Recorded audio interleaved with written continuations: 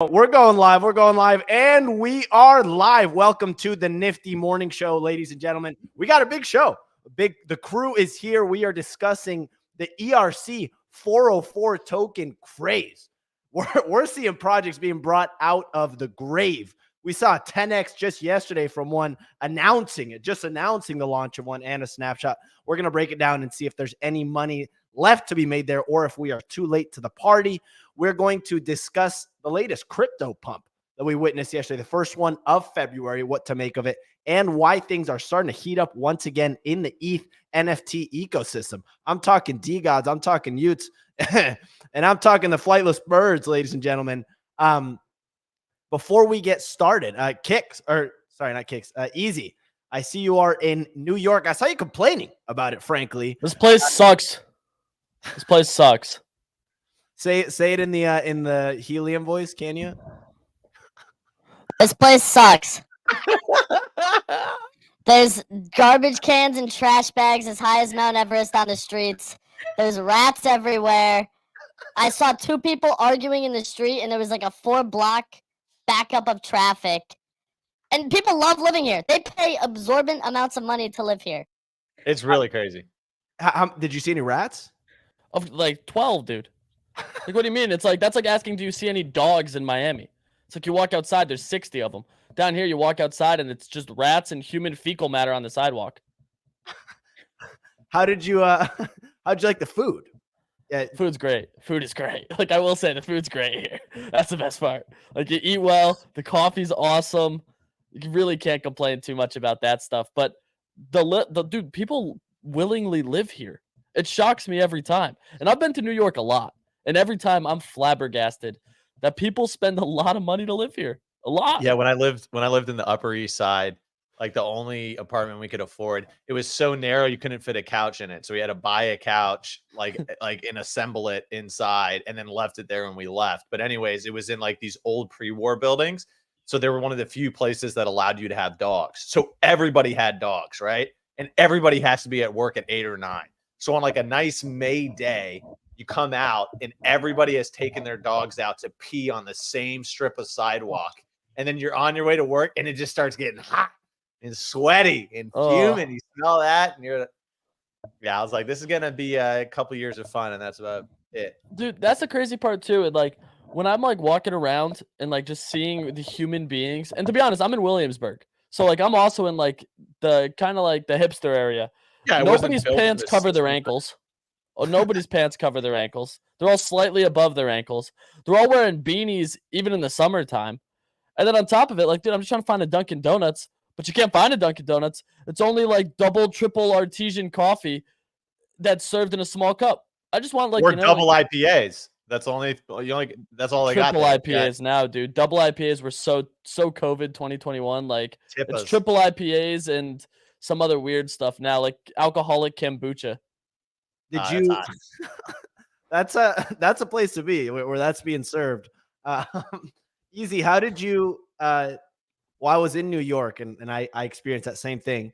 But you went out with the crew yesterday. You played some squash with Nick after cooking him in basketball. Sounds like Nick's a sleeper build in squash, dude. He's got the sleeper build. It totally caught me off guard. This man's out there swinging that racket like his life depends on it. And he's got strat. Like, my man had strat in it. I will say, like, we finished 3-1. Your boy won. But he's got some good strat. Wait, I thought he won. No, he won. You told this whole story. You're like, yeah, he was low-key good. He was. I was surprised.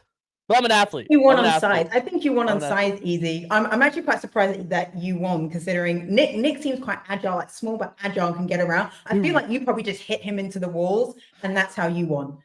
No, there was no physicality. We played no blocking, so that was off the table. But Nick is nimble.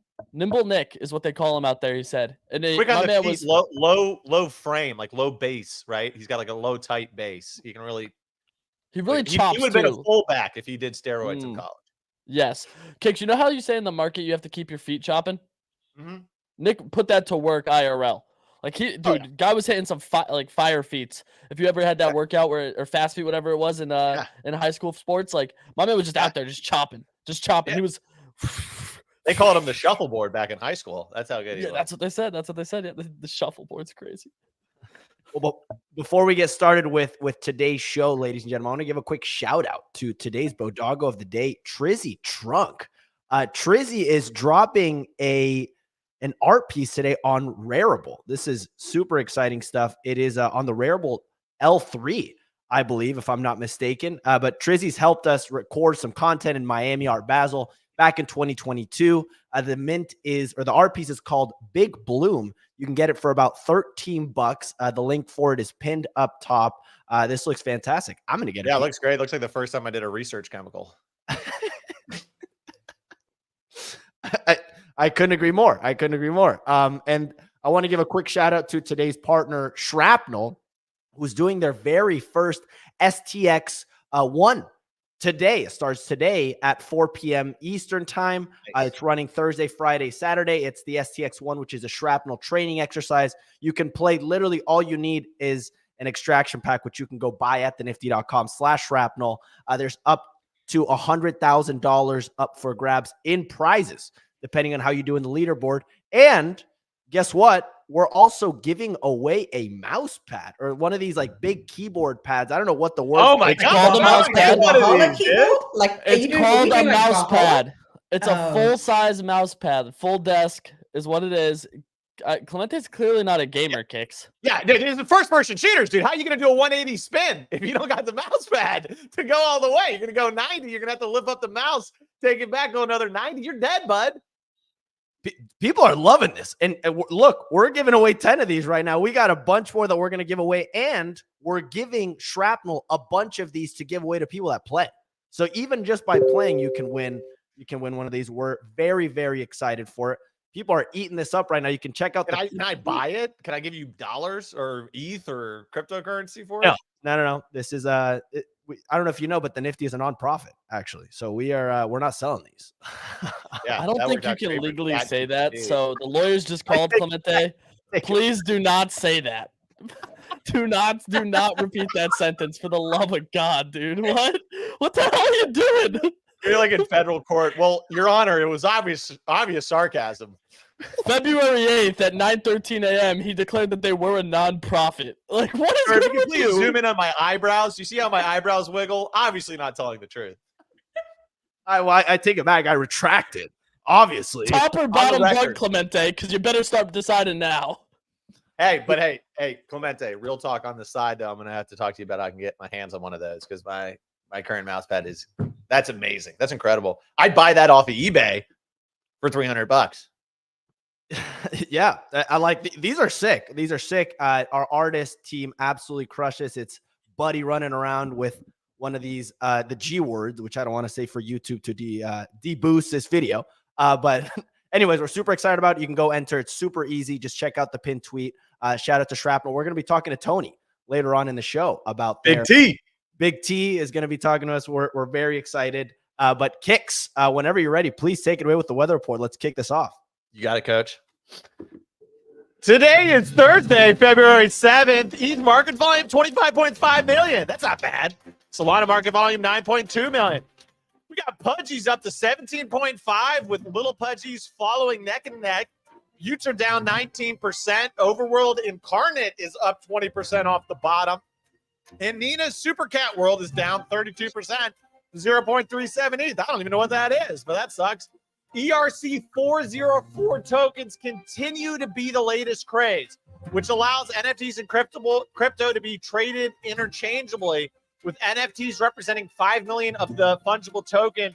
Pandora is up 115% to 11.2 ETH and was sitting below 0.5 ETH just 6 days ago, with the token up to $180 million market cap. God, you would think people like discovered a new type of mineral on Mars or something with the price action here. Defrog's following a similar strategy, and the NFT is up 3x in the last 24 hours. Lastly, Froggy Friends announced that they would be doing an ERC-404 token, and the collection skyrocketed from 0.04 ETH to 0.3 ETH going into the snapshot. You guys are just dumb. I'm just going out there on the record. All of you guys are dumb. Just random projects saying a word they didn't even know existed 4 days ago. and you're going at 10x. You guys are dumb. Over on Forecaster, the platform has reached another all-time high of daily users, this time recording 40,000 daily active users yesterday. A marketplace for accounts to be bought and sold was also launched with a high sale of 3 ETH for an account that had an ID under 5K, getting some ENS flashbacks over here. And an outstanding offer of 10 ETH is out for a username right now. Lastly, the cross-chain interoperability platform Wormhole has confirmed a token drop with the ticker W and released the tokenomics for it, including an 82% lockup that is unlocked over 4 years and 16% allocated to the community, with the founder teasing an allocation for users of the platform in the last 2 years. Lastly, we saw Bitcoin making some moves up to almost 45,000. ETH lagging behind, but still moving up. Solana just mirroring Bitcoin. It's kind of like Nick and Easy out on the squash courts. Other alts like Celestia, Cardano, and Say are also up 7 to 10% each. That is it for the weather report. Back to you in the studio. Amazing. And welcome to the show, Bunny. Look at this guy. Kicks, we gave Bunny. Wow, Bunny looks good today. Looks fantastic. He moved his camera back 10 feet. I can pretty much guarantee. No, what happened was they gave me the lens that you're using. Dude, I don't know. This thing is like in your eyeballs, bro. No, Kicks, it was way worse than yours. Like the only thing we saw was the left side of his face and one nostril. That was it. Like I can get like just my eyeballs in. That's about it. I think you have pretty eyes. Thank you. Hey, shout out to FFV who said, I'm smoking a fat ass big booty blunt while listening to the Nifty Morning Show. FFV, do your thing, dude. I don't know what a big booty blunt is, but it sounds fantastic.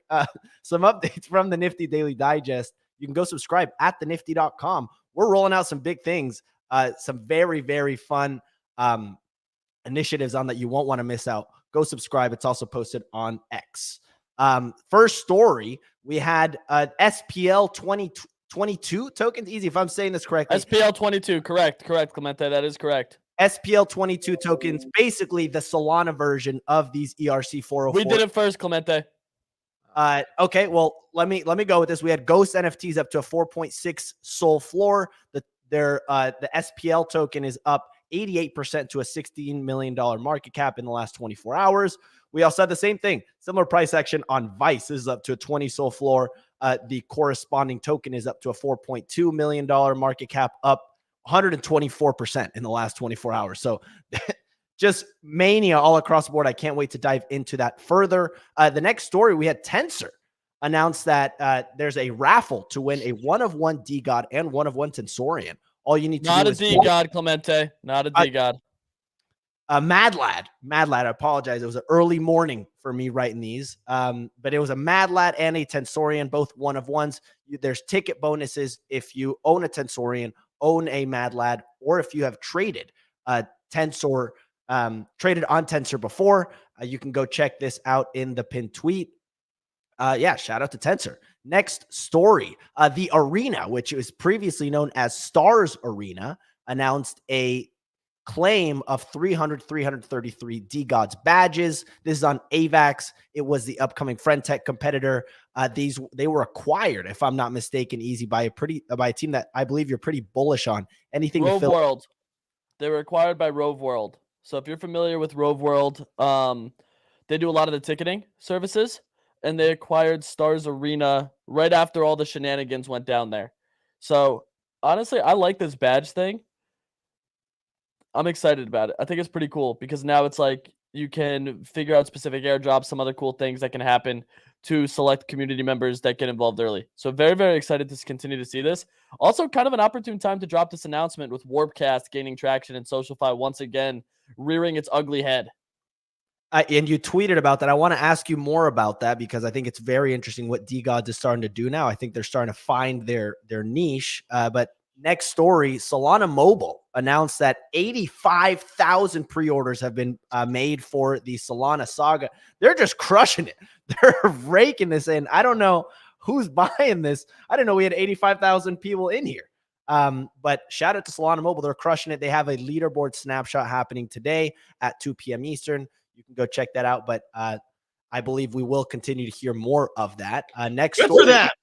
Let's go. We had Dimension is up to $7. It was trading pre-market OTC at $4 each.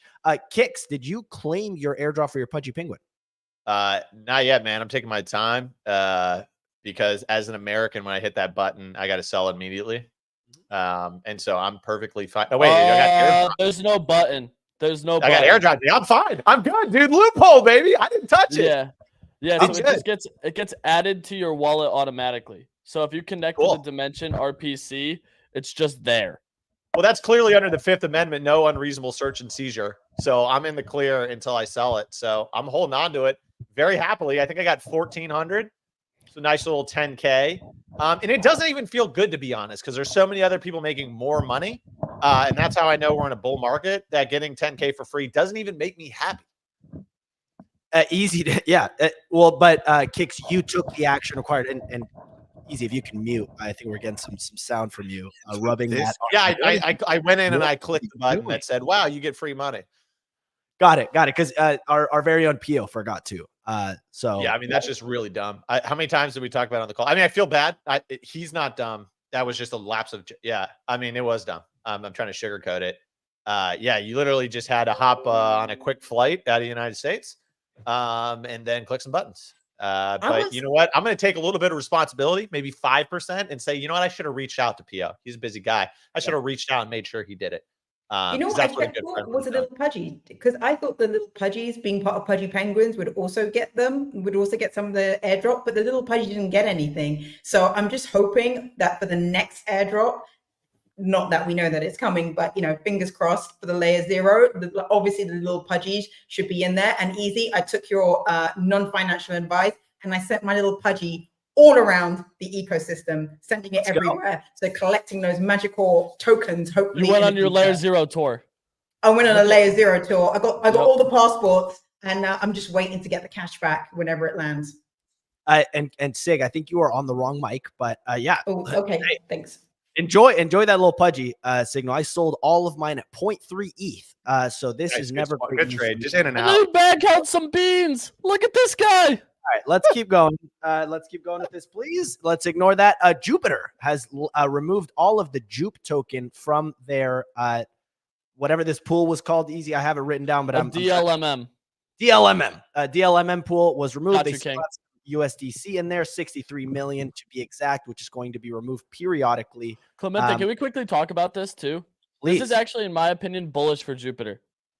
Tell me more. Very bullish. So in the way the DLMM pool works, USDC is the backstop. So as the price goes down, there's dollars backing it to basically make sure it doesn't go too low. And on the upside, you need Jupiter for people to be able to buy as price goes up. With them pulling Jupiter, the only way now for that price to be bottlenecked at the top is if more people are selling into it. So it could theoretically run out of Jupe, causing aggressive price action on the upside, which I'm more interested to see because there's still a ton of USDC in it, but there's no Jupiter. So now you need people holding it to be selling it, which is why yesterday we actually saw a decent rally on Jupe. I think it had a 10% day yesterday, which is a pretty good sign. So I'm very curious to see price discovery and some volatile price action on this from here. Me too, Easy. So I just got to add another big piece of cash. Shout out to Phantom Wallet. I went into my wallet. People should do this. I went into my wallet, and at the top they have the notifications for new features, etc. And one of the notifications on mine was go claim your Jupe. And for a moment I thought it was a scam, and then I double checked again, went and collected Jupe. Free money this morning. I was like, bring on Jupe tokens. I'm gonna buy some more as well, just because I got some for free.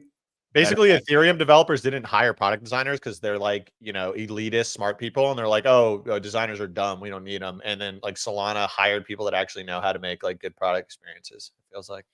But does it not make you think as well how many airdrops you've potentially missed just because your wallet doesn't tell you? Exactly. You have to proactively go out and go to URLs, which it says, okay, you can go and check all these wallets. Actually, there is Signal. You probably have some optimism. You probably have optimism. You haven't No, checked. I know. I claimed optimism, but I think it's clusters now, which is going to enable you to put together all your wallet addresses across all the different platforms. Sorry, all the different protocols, and you'll actually be able to see which airdrops you are claimable across your different addresses. But I think just even having it in your wallet, where MetaMask proactively tells you in the same way Phantom did, would be such a winner, because I know I have stuff claimable, but I don't know where it is. Even if it's like $100, $200, it adds up when you have like 30 different wallets. Facts. Yeah. Hey, we all know Pio could have used it. You know what I'm saying? All right, let's keep going. But yeah, easy. It's pretty much trading still in this 0.4 or 0.54, 0.55 range. I'm talking about the Jupiter token, but we'll see if it continues to run. I'm eyeing it here. It does look interesting, especially in this, given that it's in a price discovery mode. But next story of the day here, let me just continue to run through these. Monero. I don't know if you guys are familiar with this, but Privacy coin. Yeah, it's a privacy-focused crypto token. It dumped 30% after Binance removed it from its exchange. Some interesting news there. I thought it was worth monitoring. Yeah, you're not allowed to be private anymore. Yeah. I apologize. Here we go. Jeez, my computer's just acting up slow. I realize that. Can you guys hear me still? Yep. Reflections by Van Gogh. Yeah. I apologize. My computer's acting up. I think I have too many pictures on my desktop, which is causing some bad. You gotta get you some more RAM, Chief. From my TV, from my computer. But real quick, next story is on Mint related. We had Nice Aunties mint out a 1K collection for 0.17 each via a Dutch auction. Just interesting to watch there. Last story, we have Pebbles currently minting. This is the Art Blocks ecosystem of Art Blocks of the Memes by 6529 ecosystem. It's worth tracking today. It's a 1K collection. It's minting for 0.06529 each. And you can check out a little bit more details from Punk 6529 on it, why you should care about it. But this is something to monitor for today. Anyways, I'm sure you guys can see my computer's still frozen. But I want to kick things off with all things DeGods.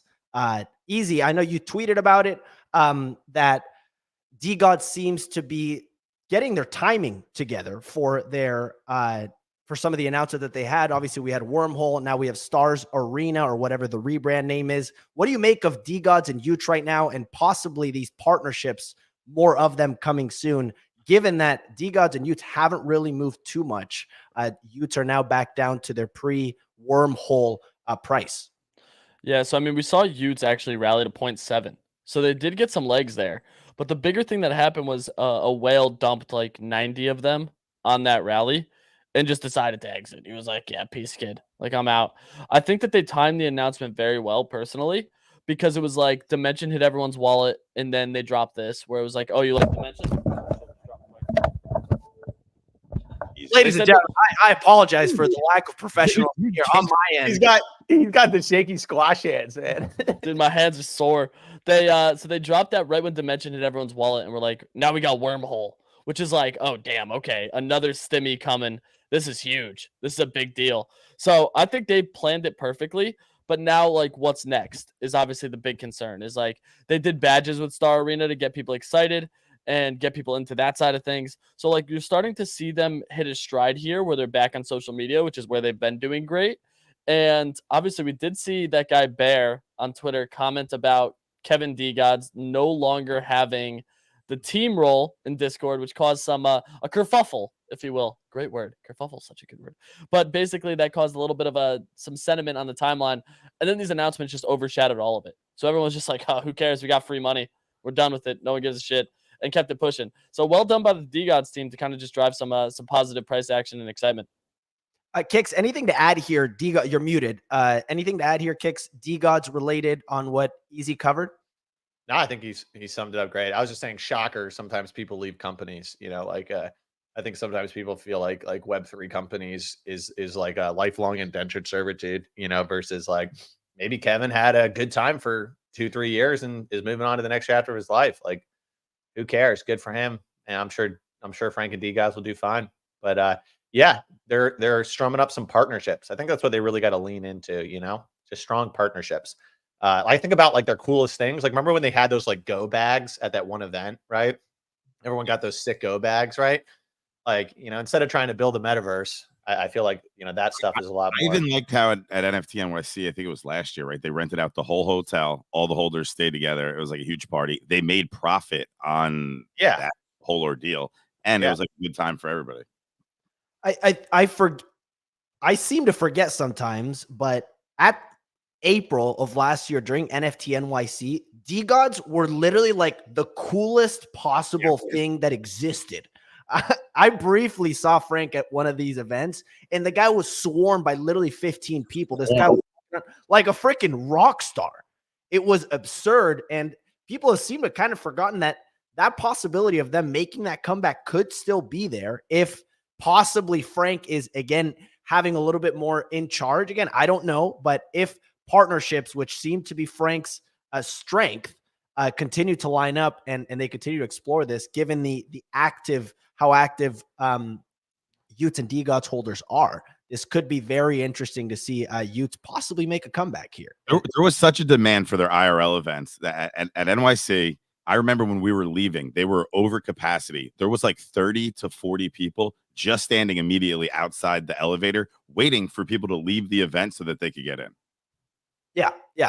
Well, look, we'll see how this plays out. It is fun to be talking about Utes and DeGods again. It feels like we haven't really talked about them in the last like 3-4 months, and it possibly feels like they're getting their identity back. They're getting their swagger back, I think I got my swagger back. So I want to talk Pudgy Penguins here. We saw them just randomly pump 15% out of the blue. Kicks, you own a big Pudgy, and I think most of us own a big Pudgy in this panel, myself not included. I don't know about Bunny. Kicks, what'd you make of the recent price action on Pudgy Penguins? It feels like possibly some of the dim airdrop liquidity was plugged back into the ecosystem. I'm curious your thoughts on Pudgy Penguins here. Could be, man. One thing I learned in the last bull run with like Bored Apes is that, if you're watching the charts too closely, you're just gonna overtrade, right? Or you're gonna think you found the top. I'm not gonna sell a Pudgy unless it's over 100 grand. Then that's after taxes. I could still buy a new car in cash with that. So that's when I would probably be, swapping down to a Lil, if you know what I mean. You up one, right? Yeah. I actually had 2, and then I sold it like an idiot. Because now I'm in the worst position you can be as a holder of an NFT that's worth a lot of money. You only have one, so you're either in or you're out. There's no divesting. You're either in the club or you're out of the club. So. But you can, like you were saying, possibly sell one, like reduce your exposure by selling the big Pudgy and like buying 5 little Pudgies, for example. Yeah. Because at the end of the day, like I love Pudgies. I think they're a great profile pick. I bought it down at like 3 to 4 ETH range because I just thought it was a cool story. Spencer was talking about him. Tell the truth. It was because you lost a shit ton of money on your Moonbird. You didn't want to have your Moonbird anymore, and you're like, "What else can I use?" And that's why you picked the big Pudgy. That's probably more of a driver. I felt like I was like, man, this Moonbird, it's not a good look anymore. You know what I mean? It's not even like vintage antique. It's not even like driving around a 2001 Corolla. It's just like not cool. So I swapped it out, and then price went up. And it's not like I thought price was going to go up, else I would have bought 10, right, Sig? But I got one. It's worth some money.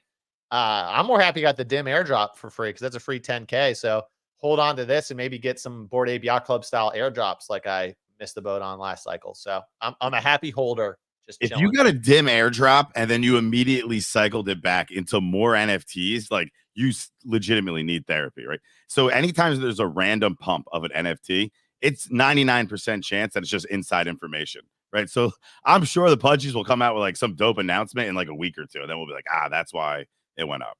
Yeah. I don't think it's completely out to lunch though, right? But at the moment, Bunny, normally I would agree on that statement because we're starting to see that certain NFT projects are getting these airdrops. So if you like get an airdrop, say dim, and then you cycle that money back into other NFT collections, which are potentially going to get future airdrops, you could like probably make off quite nicely at the end of this year going into 2025 as well. Normally, like if it was last year, I would have just like with Bonk, I just sold that like straight away. And I'm regretting it now, to be honest. I should have held on to my Bonk. But I do think like some of these airdrops, you can just basically staking it is the move. Buying into whatever your major convictions are, whether that's Bitcoin, ETH, Solana, like say whatever it is, that's a move there. And then also taking some profit. I think with the airdrops this year, it's not as just simple as get it, wait 48 hours, and then like dump it. I think there's certain strategies, certain sort of more complex strategies people should be looking at, because there'll definitely be compounding effects if you go on to stake and a specific airdrop token, and then that yields you more. Yeah, like I still don't even know what DIM is, and that's bullish. If you know what something is, then you can conceptualize a appropriate price. I think it's some sort of celestial modular, like decentralized. Easy. What's the story here? And can you do it in your helium voice, please? Give us a story on a dimension and why you haven't been able to sell it yet. What's the story here? Yeah, so great conversation point here, Clemente.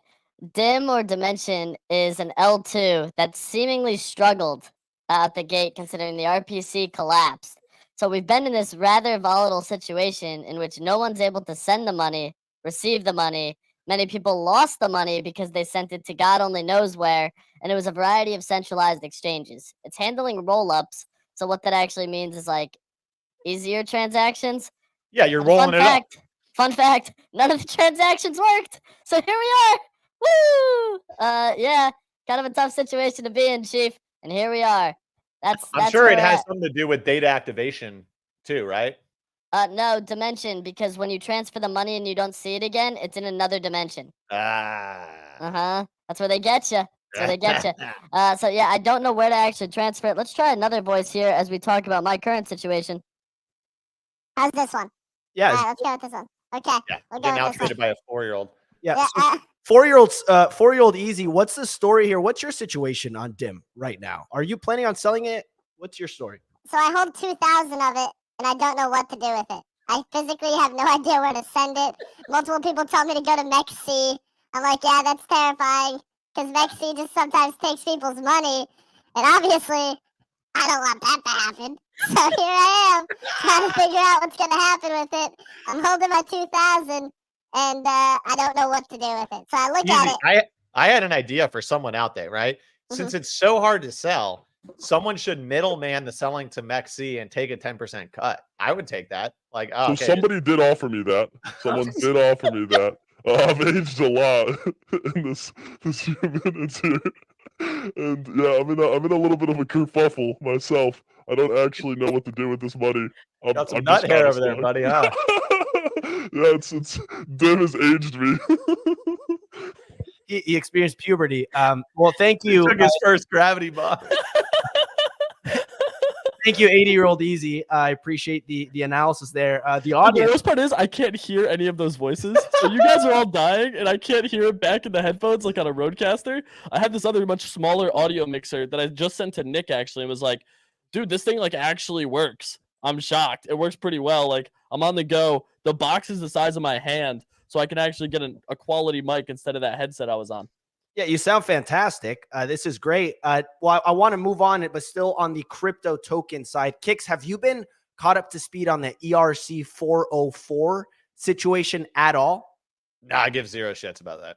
I think it's cool. People are like, oh man, yeah, let's ramp it up to the fucking moon. I think the actual underlying technology is pretty interesting. I think there's some gaming applications, right, where you could like high supply kind of things. Like, I mean, yeah, in theory, it's really cool. I'm glad people made money on it, but like, I'm not buying this shit for fucking 11 ETH. I don't, no, like what? You know what I mean? Like, it's not like, are we gonna do this every time there's a new type of ERC technology or something like that? People are gonna be like, oh man, this is fucking groundbreaking. This first thing that was created on this is gonna be worth $1 billion one day. I mean, everybody wants a narrative to trade, and people like to trade. So I don't hate on that. I respect that. But I have a feeling like 6 months from now, we're not going to be like, so man, you check out the ERC-404 collections today. I don't think that's going to be the case. Yeah. Easy. In your normal voice, real quick, can you give an explanation for someone that might be unfamiliar of what the ERC-404 token is, the SPL22, given that they're pretty similar, and maybe what the story is here if you are familiar with the subject? Dude, to be honest, I've spent a little bit of time researching it, and it just kind of confuses me. Like, it's like you fractionalize a token that's now on chain, and They like combine the ERC-20 with the 721, right? So but what does You that can go mean? back and forth.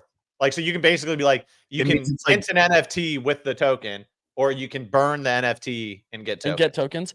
So it's basically like it's flooring protocol. Exactly. That's what I'm saying. Like Is literally it's not like this flooring thing- protocol.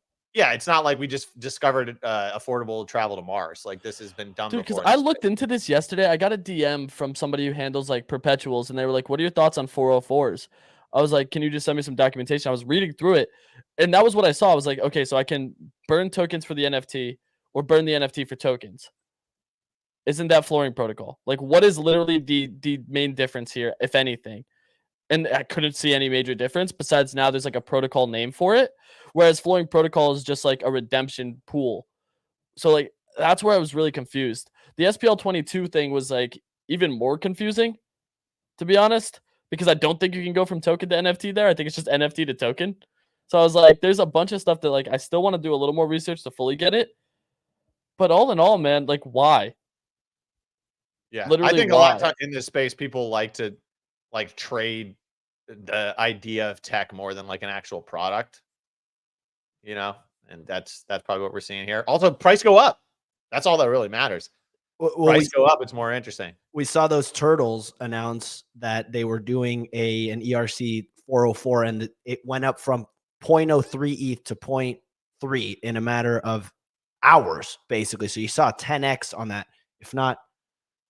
No, it was 100x. So shout out to anyone that got into that. But yeah, I don't know specifics. So I'm having our head of research now. I know we now have a research team, ladies and gentlemen. He's saying that the flooring protocol is a redemption. The 404 is a remint. So you get a brand new NFT that comes with it.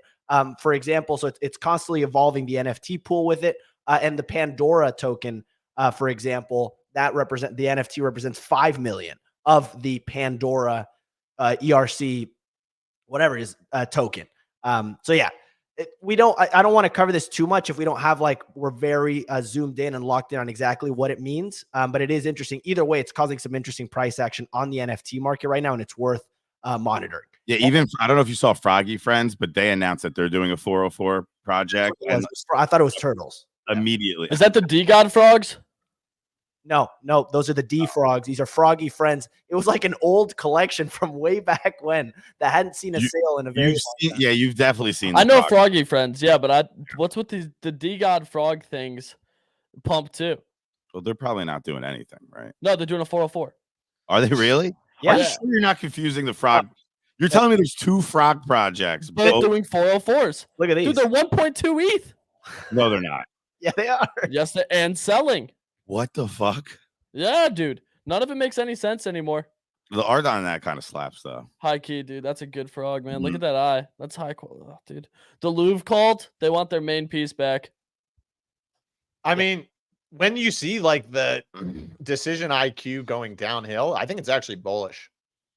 And it is an increase in liquidity as well, which is also interesting to monitor. But yeah, But bro, to be honest, I posted something about this. I was like, some of the best traders, when they just don't get something, they just go buy it. Because if they don't understand it, that means most of the rest of the world doesn't understand it. And when everyone understands it, it's already past its pump. It's kind of like that's the issue. magic. Like, you don't know how magic Yeah. trick works. It makes it beautiful, right? So if someone doesn't understand how something like an Like NFT when they pull a works- rabbit out of the hat. Dude, did you How ever did see rabbit like get in there, dude? TikTok that explains the magic trick? It'll ruin your whole life.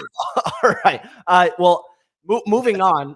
Easy. Very quickly. I know we briefly touched on Jupiter earlier today or earlier on the show. Last week, we were talking pre-launch of Jupiter, and we were talking about the potential trickle-down effects it could have on meme coins, Solana NFTs, etc. It feels like this was kind of a non-event, but I'm curious what you make of the Solana NFT ecosystem, if we'll see any sort of trickle-down effect, and kind of what you're watching for, because it feels kind of yeah, I mean, dude, the whole ecosystem kind of feels quiet, to be honest. Like NFTs in general just kind of feel like laggard, I would say. Like a lot of people are waiting. Even like the gaming token meta that had its run has really cooled off. Like, dude, Overworld's down to an ETH.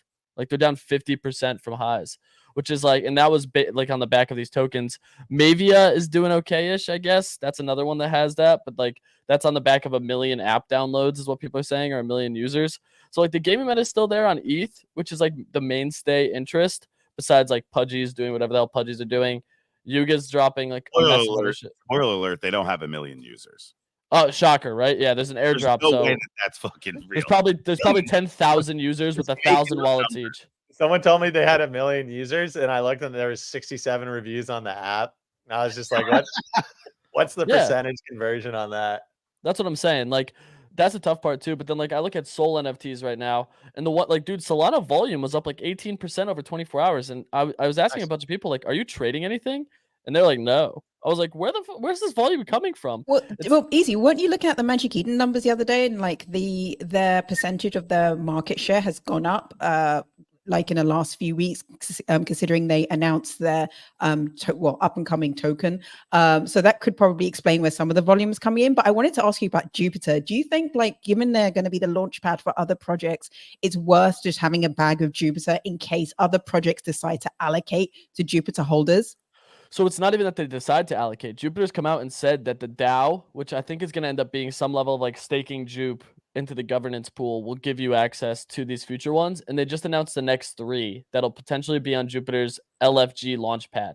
And Sharkify is one of the finalists for that with their Shark token. That's one I think that will do really well. And if it's launched on this, these DLMM pools kind of lets you as a token creator figure out downside risk. So like you're going to find one of these people who's just some gigabrain who figures out how to send these tokens to like literally sky high.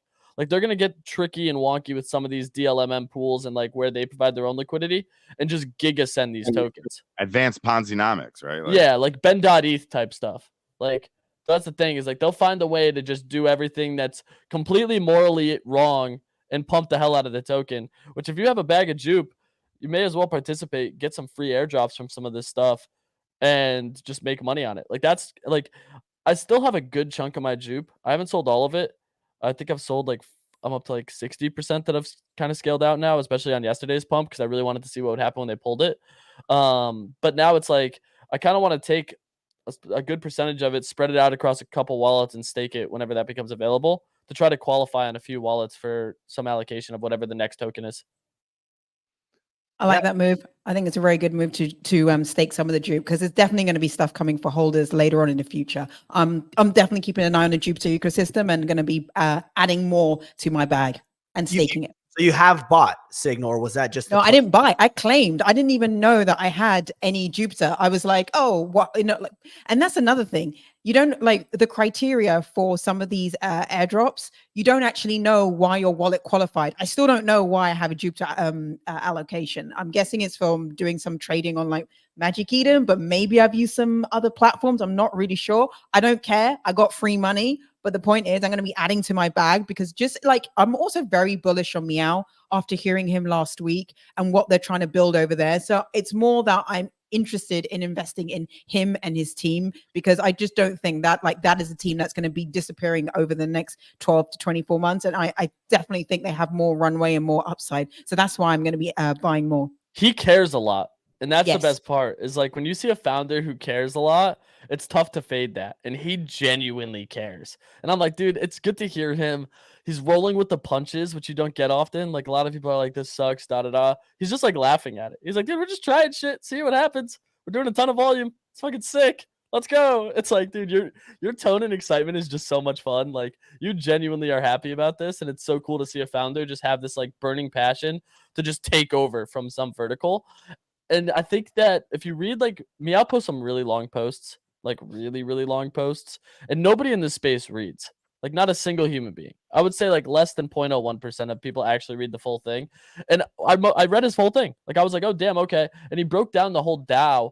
And I think there's a lot of interesting opportunities there, because they're dumping the fees into the DAO to reward people. So I think even if you miss the Jupiter airdrop, figure out how to get some of that DAO allocation, whether it's videos, threads, posts, like, how do you continue to amplify Jupiter's message? And I think that they're going to be doing some stuff on that. And I think that's really interesting to me, because like he wants to continue to grow and reward people that use Sol. And Sig, to your point, it was basically like if you use Sol over the last 2 years before like September, you got a minimum amount. and if you did any sort of volume in the wallet, you ended up getting like a tier up. So like they were pretty good about giving not a ton, but enough to make you be like, oh, this is sweet. Like this is pretty cool, you know? Yeah, it's definitely worth exploring more. And there's just an opportunity to make money with it if you have the time, which, yeah, if it's worth exploring, learning more, and possibly specializing in something like this, given that Meow is going to be very active and possibly make some opportunities in the future. Before we move on to the next piece with Kicks, I want to give a quick shout out to Shrapnel, the partner of today's show, the official gaming partner of BoDoggos and the Nifty. They are doing their STX1 today, which is their very first Shrapnel training exercise. It starts today. It runs from today until Saturday. Starts at 4 p.m. Eastern today and ends on a daily basis at midnight. So definitely worth checking out. There's $100,000 in Shrap token up for grabs that you can get depending on your placement in the leaderboard. To participate, you can go to get an extraction pack, which is the way to participate. You can go to thenifty.com/shrapnel. But other than that, you don't need anything else. And you can get, for participating, just participating, you're going to be entered to win this very, very cool, as Easy was calling it, a full mouse pad, which features a BoDoggo in it. You can also enter to win one of 10 that we're also giving away. Check out the pinned tweet to learn more. Kicks, last thing before we wrap up with you, I'm very curious what you make of just current market conditions, both on the crypto and NFT side. Have you bought anything recently? I know you stacked some Blur and you've been pretty bullish on that. Gaming has seemingly slowed down, like Easy was saying, but I'm curious what you make of where we're at right now. Yeah. I'm still holding stake in the Blur. I still have a big bag of Ronin. I took out my initial on Ronin at like 180. It's at like 250, 60 right now. I went on a crazy run up to like 340. I think so. We're in like a healthy retracement right now. But I'm holding Ronin as my primary gaming play right now, just because if the overall sector moves up, I know Ronin is going to be like a high beta expression of that. So I'm happy holding that bag there. But in terms of just like general market conditions, I'm not really buying. It even kind of stinks. Like what I'm really looking for is like a Wolf Game kind of fair launch out of the gate, right? Because like even stuff like Mavia that you want to like, you're like, cool, new project. It opens at 100 million circulating, 1 billion FTV for a mobile game, right? And it's just like, it's so hard for me to like buy it there. Maybe so it runs to 300. If that runs to 300, Ronin's going to 3 billion. So I'll just hold my Ronin, right? I feel like we're sort of like, you remember in the craziness of 2021, there was like this famous CNBC interview with this guy who is a smart guy. His name's like Mike Mervini, but he was talking about Upstart on CNBC. And he's like, yeah, we bought this 4 days ago. The chart's looking really good. We're up 20% right now. And the anchor man asks, so what does Upstart do? And he starts to just fumble on his words and then like fakes like his internet connection goes off. It's like infamous, right? That's where I feel like we're at sort of in the crypto space, right? Like whenever I ask people about stuff, right, it's all anchored on price, right? It'd be like if you ask someone like, what's Tesla do? And it's like, well, their cars are 50 grand and their stock price is $200. It's like, okay, but like, what does it actually do? What's like actually exciting? So I'm trying to surf around for stuff that is actually, people are actually working on something interesting. So like, for example, Parallel, right? They're doing the whole colony thing with AI and stuff like that. That's one of those gaming plays when I like think about like, that's something that I could buy and believe in versus just like buy to make price go up. And I think when you anchor yourself with stuff you believe in, make a little better. Another example is like Super Oracles. Their tokens going live this year or this month. They're a competitor to Chainlink. So they do Oracle feeds. They do VRF, which is like randomness calls, right? So like on chain, you need a lot of randomness calls. So for our subnet tilt yard, we're using Super Oracles for all of the randomness in our game, right? And I think they're going to come out the gate at like 500 million and Chainlink's like 15 or 20 billion. So I'm looking at plays like that. Full disclosure, we did buy some of that token for the business. But yeah, man, it just doesn't. I think what we need, and we're starting to see a little bit of right now, is we really need the majors to move up, right? So we need Bitcoin to move up. We need Solana to move up. AVAX move up. Ethereum move up. If everyone remembers, in October, those were the coins that moved up, right? And they made big moves first. And then after that is when you saw the gaming explosion, and you saw like NFTs on Solana absolutely blow up in November, December, right? That's the cycle we generally see. So until we have Bitcoin go to like 60K, I think that's what ignites a lot of excitement everywhere else. But yeah, specifically in the gaming sector, there's just so many new things happening, right? And they're all coming out at these really big valuations. It's just like, if you watched Wonka, you know, the police officer keeps eating the chocolate, eventually you can't get out of the car. That's what I feel like, you know, there's too much chocolate right now. It feel compared to like literally Which iteration of Wonka did that happen in? There's brand police. new one. Timothy Chalamet, the Dune guy, huge fan. And What's his in name? Timothy Chalamet, and he's in a phenomenal Wonka. He plays a great Wonka. It's my favorite I don't Wonka think ever. that's his name. Yeah, it's Timothy Chalamet. Chalamet, the God. So Kicks, before we, I know you have to leave. You have a hard stop at 10. Easy has been talking about on the show. He expects kind of crypto to chop going into the election, Q3, Q4.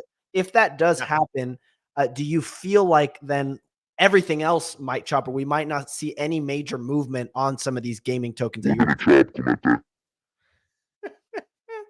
Yeah, dude, I think that's a pretty good thesis. Like, especially if, I don't know, if you're trying to trade it like it's going to be like last year. Like I pulled up Bitcoin on the monthly, and I mean, it could start spiking crazy. It's definitely a potential, but like we're at the top end of the Bollinger Band, so we would really need some big bullishness. I think like a basically, if stocks go on, some people have been saying like this is going to be the internet bubble all over again, right? If stocks go absolutely bananas, then crypto will just go bananas with it. Price action, technical action aside. But I would not be surprised if, like Easy said, things chop for a while, because we have had crazy moves up. Like we've had really significant moves up. I think if things chop for a while on the alt side, you'll see a decent amount of stuff slow bleed out, but some of the things will pump like crazy. And also, I think we'll get NFT action like goblins and stuff like that, or this stupid ERC-404 stuff. That's like, there'll still be plays to be had. But if Easy is right and the majors chop, I don't think it's like a party everywhere else. I think it's probably boring. I've said that gaming needs like a 3-month cooldown, bare minimum. And it feels like we're having that right now. I mean, I bought the top of Immutable. I'm down like 40% on that buy, but really? I don't mind holding it. I don't mind holding it. Immutable is a good play. I mean, you definitely bought the highest market cap gaming coin in existence at $3 billion. So what you bought it like, yeah, but it's an infrastructure play. Like you're not like it's not a game. You're betting on infrastructure. So like if gaming tokens go up, then that feels like it should also go up. Yeah, IMX is like the Bitcoin of gaming. Like you're not going to get a 100x return off of it. Yeah, but you'll get honest, hardworking 20 to 30% gains. Like honestly, you're better off just buying like Robinhood stock. Shout out Pia. I would hold that, Clemente. Also, because I think Pixelmon's going to Immutable, and they bagged Treeverse going to Immutable, so they made some big publisher acquisitions. Yeah, but Pixelmon not going with ticker Kevin. I mean, dude, that's like really been bothering me. Borderline catastrophic. I think I would call that move. They went with Mon, which is just it's not even a word that gets you excited. No, right? Like you need a word that razzes you up. Kevin, that razzes me up. Yeah. Kev gets me fired up. Big Kev gets me fired up. Kevaruni. Before we wrap this up, I'm long, Kevin. All right. What Kicks, the one thing I wanted to throw in here is the S&P continues to make new all-time highs. It's up year to date. It's up 5%. It's continuing to rally. 5% for the S&P is a pretty big jump in just 1 month. But other than literally yesterday, we hadn't really seen too much movement in crypto. I'm just curious if what you make of that, the action with stocks right now. They're continuing to rally, but crypto hasn't really followed as like a risk on asset, possibly decoupling a little bit. Yeah. Well, I think crypto more represents, is more correlated to the smaller cap stocks than like the Mag 7 or whatever they're calling it these days, right? Like it's more correlated, just pulling a thing out of my hat. Like it's more correlated to how like Carvana is doing than it's correlated to how Apple is doing, because it's a higher risk sort of tech correlated play. And like the Carvanas and stuff like that made the crazy moves up earlier last year when Bitcoin and all that did the same. I mean, I don't know. The S&P, yes, it's up all-time highs. If you adjust for inflation, it is not past all-time highs, right? And so if you're worried about a 1970s Chop-esque style, if you look at the 1970s graph of the S&P or whatever, it looks like you're up 30, 40%, but you're actually down 30, 40% in real terms because you got chopped to death by inflation. So we'll have to see what really plays out there. But I mean, it definitely, here's the beauty of American 401ks, man. That money comes out of the paycheck every month and goes right into the stock market, right? So being perpetually bearish on the stock market is probably not the smartest play, but I feel fine right now. I don't feel like I'm not trying to sell things or anything like that. Dude, I finally hit long-term capital gains on ETH. It's my first ever long-term capital gains in crypto. I usually sell everything like it's crazy. That's the first time I ever December was my first one for Dude, Solana. It feels good, See? dude. Feels good, right? Feels good. I feel old. You're almost happy to pay taxes. You're like 20%. I can't wait. I can't wait. I'm an old man. I got my Solana. It's been a long journey. Honest hard work of bag holding this soul. We're gonna pay 15% instead of 30%, and it ain't much. It ain't much. And guess what? You're in Florida now, so you're not paying any income tax. Get out of here with the income taxes. Listen, dude, I'm retired down here, as you can tell. It's been a long journey. He said, OX Wilby said you sound like Frank. I agree. You do sound like little Frank X. And Easy can't even hear himself talk. But just wait till the next announcement. Just wait. Yeah, and I got to bounce Clemente. But you said you had on your note card, Blur, Blast. I think if you're looking for like the next narrative wave kind of thing where there's gonna be a lot of action, that's the easiest. That's like the easiest play in the world right there. Is when Blast launches, it's gonna be exciting. Load some money in now. Be like, okay, I'm going to take a couple of my ETH, load it into Blast right now. That's going to be my DGen Blast money. There's lots of speculation that a lot of the protocols launching are going to reward their users with all of the Blast allocation they get. Some will incentivize Blast stakers with just like an airdrop to get into their protocol, right? So, and a lot of people hate Blur and Blast. They just do. It's not logical in my opinion, because I think that Pac-Man is one of the best entrepreneurs in this space. He just absolutely demolished OpenSea, right? And now he's going to go build an L2. And people are mad because they held NFTs and price went down. And obviously it's Blur's fault. So whenever you have something where you have someone that's working really hard and is going to do something really innovative and half of the space hates them, easiest play in the world. Easiest play. I couldn't agree with you more on that. I'm very excited for Blast. It's going to be some airdrop farming craziness. I think we're going to see it at the peak Mania coming. But Kix, I want to talk to you more about that next time you're on the show, because I think there's a little bit more to dive into there. But thanks so much for joining. Fantastic as usual. Follow Kix at Speculator Art on Twitter, everyone. Thanks again, Kix. Thanks. See ya. Bye. All right, ladies and gentlemen, we have the one and only Tony joining us live from the Shrapnel office. I think this is a great trade. This is a great trade, Clemente. We got rid of Kix, brought in Tony. Yeah. This is Tony. It's great to see you. It is nice and early over in Seattle, but I appreciate you joining us ahead of the Shrapnel playtest, or not the playtest, the STX1 happening today. Your little banner, your headline threw me off a little bit, but it's great to see you, Tony. Very quickly, for anyone that's unfamiliar with STX1 and what you guys are doing today, tomorrow, and Saturday, can you give us like a super quick 60-second rundown? Yeah, he's muted. Hold on. We're getting here we go. I was just changing my name so it wasn't confusing. So the playtest is happening today, folks. It is happening today in like 5 hours or 6 hours or something crazy like that. It starts at 1 o'clock. It goes to 9 o'clock today, tomorrow, and Saturday. Anyone who has an extraction pack can download the game from the Epic Game Store now and start playing at 1 o'clock. We will have live leaderboards going live later today sometime on the website. We'll tweet it out. But basically, as you extract after every match within a few minutes, dev team's going to fucking kill me. I think they told me I'm supposed to say within 30 minutes, but I think it's within a few minutes. The amount of Sigma that you extracted will be updated on a live leaderboard on the website. And the top 1,000 people who extract Sigma will receive payout in the form of Shrap tokens. So I think first place is set at like $10,000. Second place is set at like $5,000. And then it goes all the way down to the top 1,000 people. I think everyone makes like 50 or 75 bucks if you make the leaderboard at all. If you see any Shrapnel employees on the leaderboard, know that we will yeet their prizes directly to someone else, but we are going to let them compete and talk shit and see where they land. But if they win anything, we're gonna just pass it on. I'm coming for Dub, bro. He's been hanging out in that park too long. I'm after him, dude. He's taking a claim there. It's game over for the guy.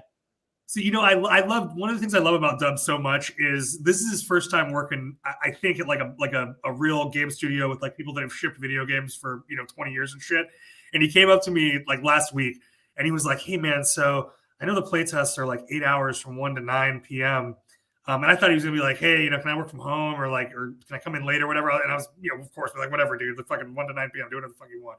And he's like, "So for work, am I allowed to just like play the video game for 8 hours?" And I was like, "Yes, 100%. You can sit at that fucking desk and play the game from 1 to 9 p.m. for 3 days straight, and then we would love that." So I think Dub is gonna be like cracked by Saturday. He's just gonna be like hallucinating and delirious. It's gonna be wonderful. Dude, he's gonna wake up at noon, 12:50, sit down at 1, and be good to go. Like, I hope there's a couch in the office for the guy because he's not leaving.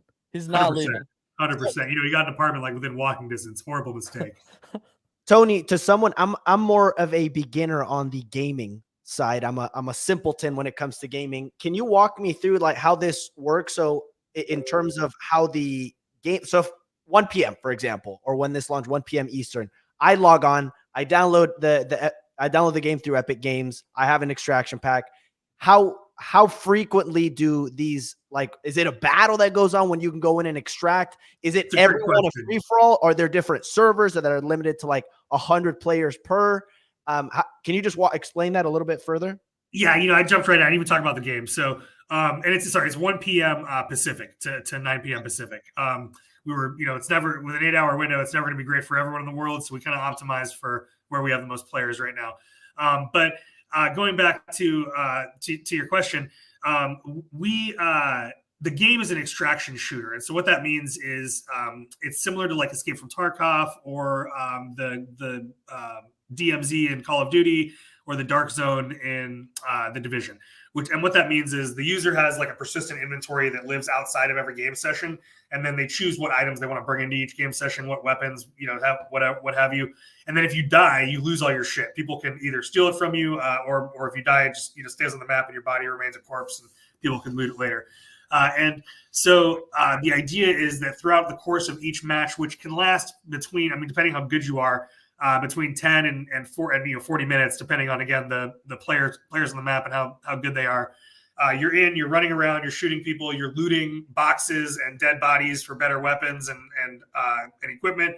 And then periodically, the lore of the game is that in the near future, an asteroid strikes the moon and just shatters the moon. And the debris starts raining down on the Earth and creating these zones that are not super habitable. And so in these zones, they start finding this green rock that we end up calling Sigma, because that was the name of the asteroid that hit the moon, Sigma 38. And the MacGuffin, the Sigma, ends up being like super valuable. And so every match, you're trying to actually like pick Sigma up off the ground as it rains from the sky. The Sigma is represented by a number 1 through 1,000 or whatever. And every match, there are 3 different points in the match that you can run to a dropship, basically, with a certain number of seats in it, and extract from the game with whatever gear or new loot you've gotten and however much Sigma this MacGuffin that you've managed to pick up. And so throughout the course of these 3 days from 1 to 9 p.m. Pacific, everyone who's playing the game and extracting with Sigma, we will tally their Sigma, the number of Sigma that they've extracted, and put that on the live leaderboard. And that's what drives the prizing. Sorry, I was so excited. I just jumped right in. And Bunny, awesome. Did I see that we're joined by a little buddy? Is that your little buddy? Yeah, it's my daughter. She's hanging out. Oh, hey, what's up, friend? Your dad is real cool. You know that? He's talking to like 500 people right now, and they're all super excited to hear from him. He's not that cool. Oh, listen to you, Easy. I heard Bunny's daughter is going to be playing Shrap the play testing today. I love it. Well, my daughter's going to be playing, so they can match up. It'll be great. So Tony, correct me if I'm wrong, but basically I go in, and does everyone start with the same loadout or the same gear at the start, at least for this training exercise? Yes. So for right now, everyone starts with a level 10 operator named Aniki. He's a specific operator within the lore. By the end of STX, which is going to run, I don't know, probably like to through Q2 this year, there will be different playable characters introduced throughout the course of the STXs. I think GDC, which I think a bunch of you guys are going to come to, is going to be our next major update with a new operator and new weapons and stuff. And so Aniki has some very specific traits. He's got a very specific set of skills. And our skills are basically unlocked on a progression tree. So you start at level 1, you go to level 50 or 100 or whatever the designers decide the max level is going to be, and you unlock perks which can help define your traits. And so like one of Aniki's perks is that he has a health bonus.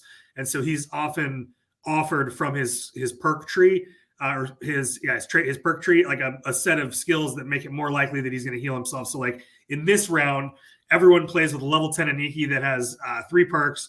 One is you pick up Sigma faster. You heal a little bit every time you pick up Sigma, and your med packs heal you for a little bit more.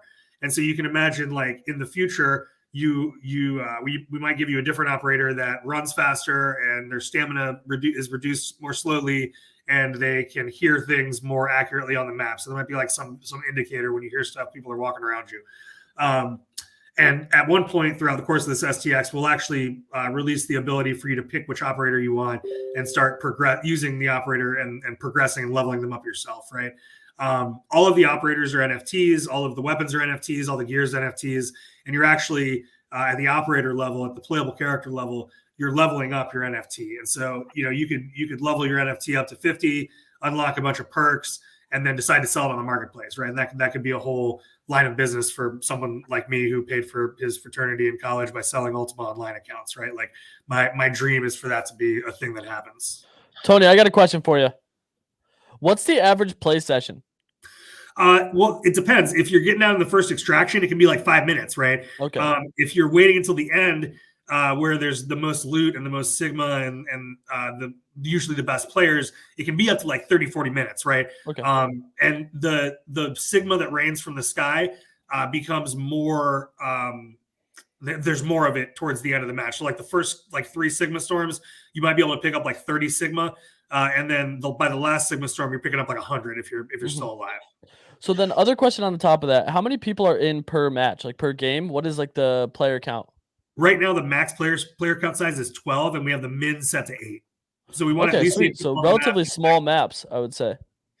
So right now, yeah, I mean, the feedback we're getting is the map actually feels a little big for 12 people, and so we're probably going to either block off some of the areas that are still not textured and gray box, or up the amount of people that can play on the map. But we're actually waiting to see this game session, what people think, because in the last game session, we only had like 1,000 people playing. And so we had the limit was much lower. Like you could have like 5 or 4 people in a match. And so we want to see with a minimum of 8, maximum of 12, what happens.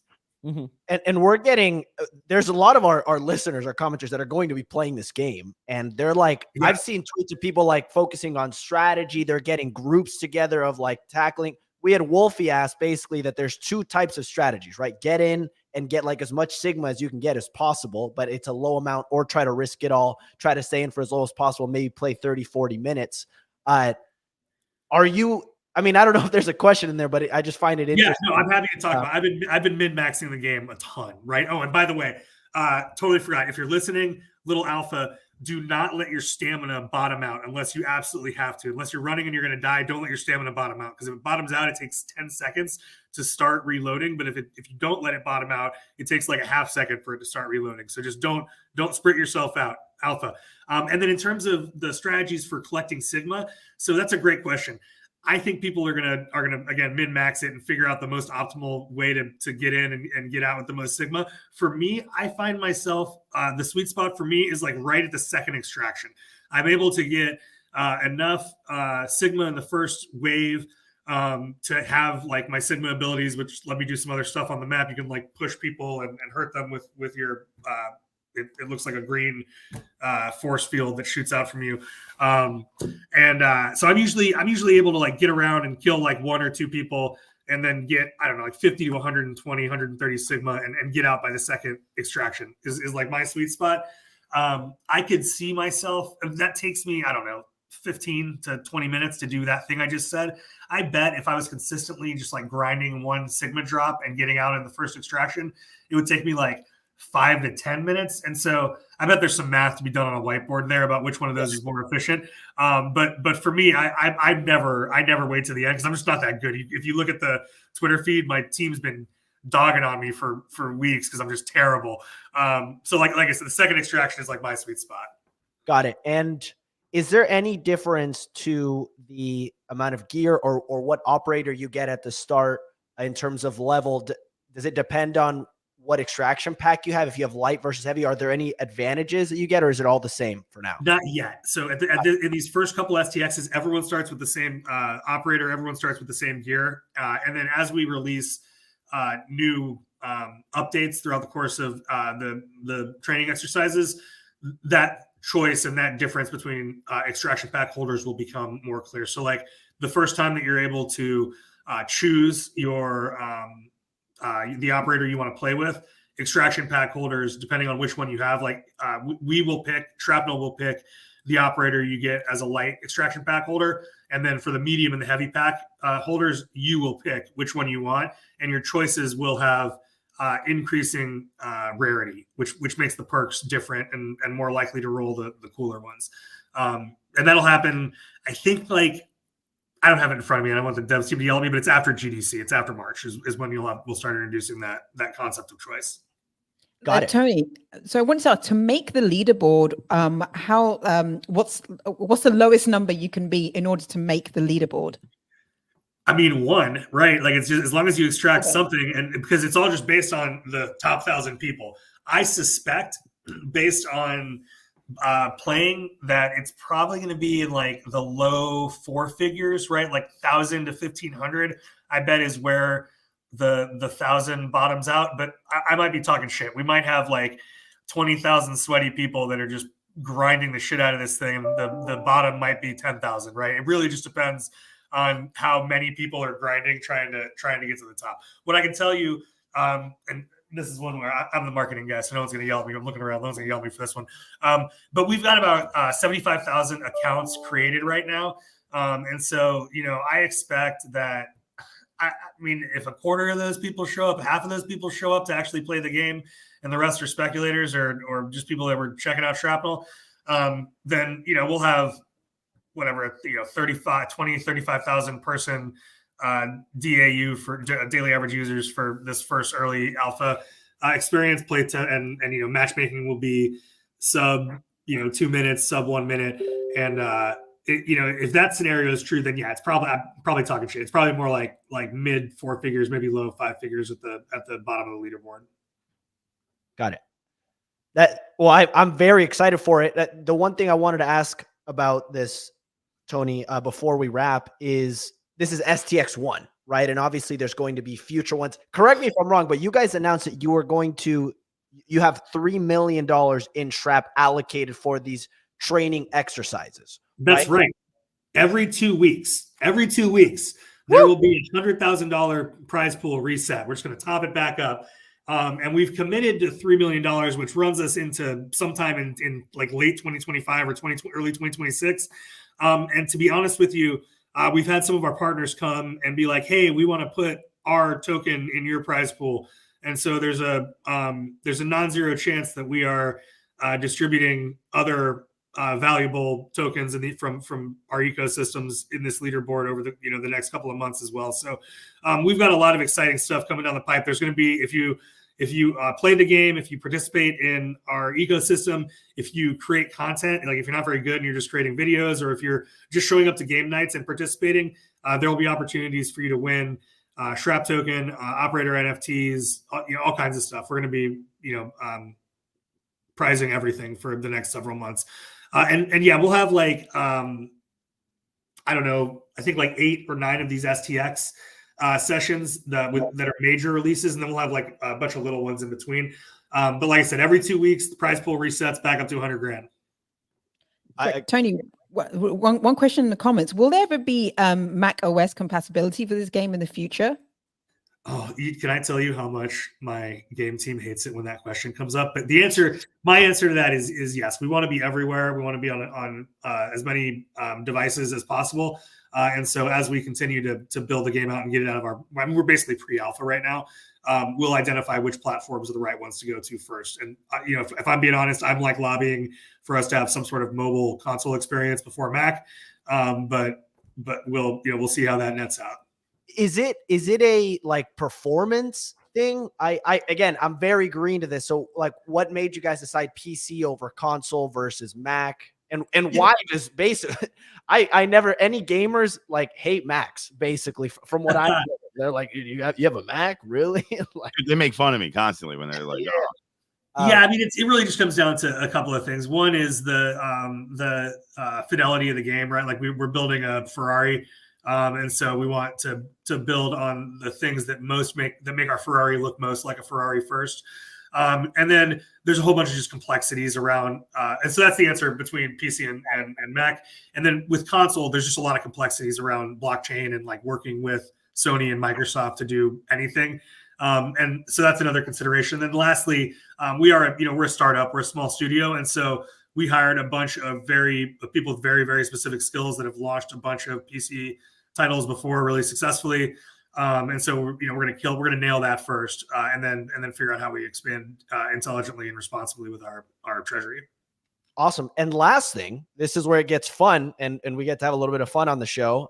We obviously, I tweeted about this morning, but we have some little mouse pads, full-size mouse pads. Oh, we're so excited. We're giving away 10 on Twitter, but Tony, you expressed you wanted to give some away live on the show. I'm going to go ahead and ask for anyone that's listening on YouTube, comment your Twitter username, and we'll pick 5 people to give some away to the YouTube.